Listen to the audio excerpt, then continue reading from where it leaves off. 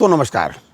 आज बात करेंगे एक ऐसी व्यवस्था पर जो आज भी लग रहा है कि सब कुछ होने के बाद, यानी कि सुप्रीम कोर्ट के कई बार के आदेश होने के बाद भी मतलब संस्थाओं के कान पर जूं नहीं रेंगती जब तक दोबारा न कहा जाए, सुप्रीम कोर्ट न डांटे या उन्हीं से 2 बार कोई आदमी खुशामद ना करे, तब तक वो काम नहीं करते भाई साहब जी। ऐसा ही एक वाकया है। वाकया ये है कि अभी आपने देखा कि 12th वेज रिवीजन जो बैंकों का हुआ है, उसी में से भारत सरकार की एक ऐसी बैंक जो पैदाइशी भारत सरकार की है। जी हाँ, मतलब कुछ बैंकें, बाकी की जो बैंकें हैं तो उसमें तमाम जो जिसको नेशनलाइज बैंक आप कहते हैं, ये पहले कभी प्राइवेट थी और बाद में ये 1969 में नेशनलाइजेशन शुरू हुआ, तब से नेशनलाइज हुई। उसके पहले प्राइवेट थी, बाद में कुछ और नेशनलाइज हो गई। तो इन बैंकों पर तो आईबीए के माध्यम से भाई साहब 12th वेज रिवीजन लागू हुआ, लेकिन जो भारत सरकार की पैदाइशी बैंक है जी, उस पर नहीं।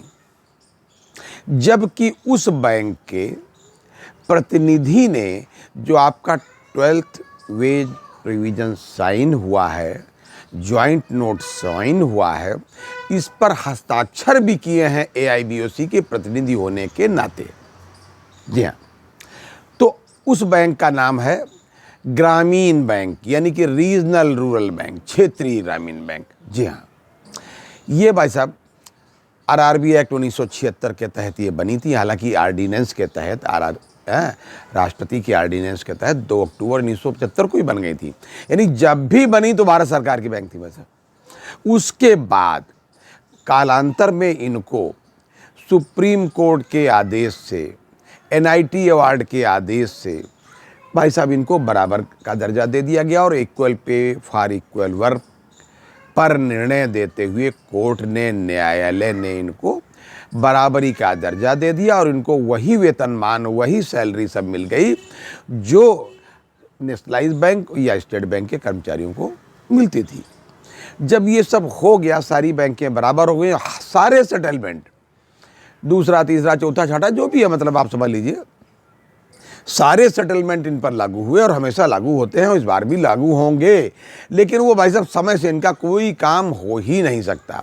इनके साथ हमेशा द्वितीय दर्जे के नागरिकों के साथ जो व्यवहार होता था, वही व्यवहार अभी भी भाई साहब हो रहा है जी।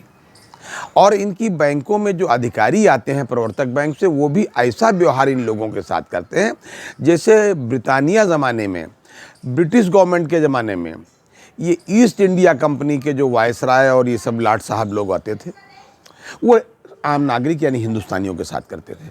बहरहाल कहने का अभिप्राय ये है भाई साहब, इन पर वेज रिवीजन अभी भी लागू नहीं हुआ है। जबकि अन्य बैंकें ये जो आईबीए के आदेश होने के उपरांत तमाम बैंकें आदेश कर चुकी हैं कि इसी महीने में, यानी कि मार्च के महीने में ही भाई साहब सारा वेतन बढ़ा हुआ और विद एरियर जो 1 नवंबर 22 से भाई साहब जो है ड्यू है, वो इनको दे दिया जाए, और सारी बैंकें देने में लग गई हैं।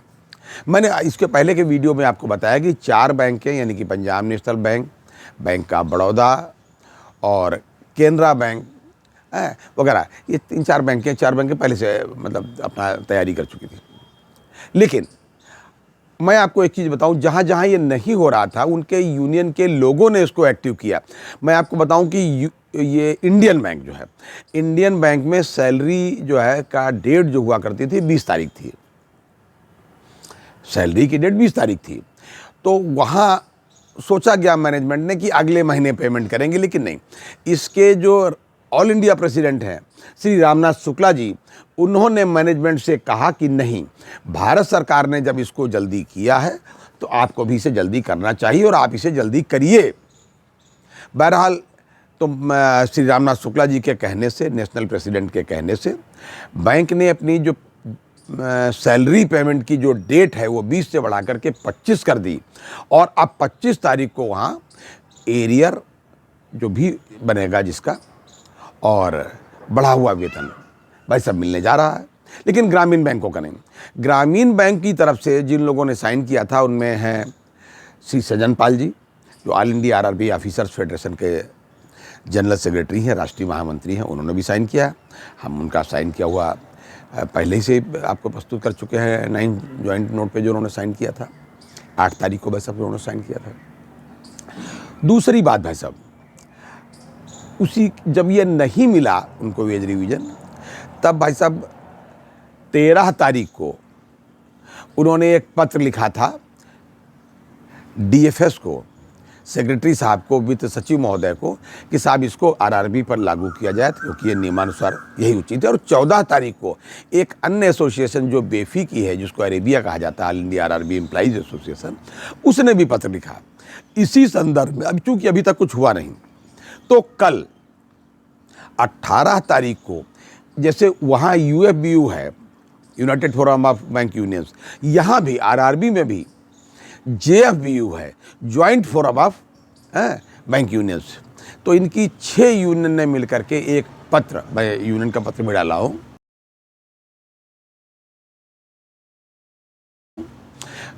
भारत सरकार को लिखा है, डीएफएस को, कि भाई ये नियमानुसार इसको यहाँ किया जाए। तो देखना है ये कब तक हो पाता है। मुझे बहुत कम उम्मीद है कि इस महीने में हो जाए, लेकिन होना चाहिए। जब भारत सरकार की मंशा है, हमारे आदरणीय प्रधानमंत्री जी की मंशा है, वित्त मंत्रालय की मंशा है, तो ये ग्रामीण बैंकों को इससे वंचित किया जाना या समय पर इसको न दिया जाना उचित नहीं होगा। ये था आज तक का अपडेट। अगली बार अन्य अपडेट के साथ, तब तक अपना ध्यान रखिए। जय हिंद, जय भारत, नमस्कार।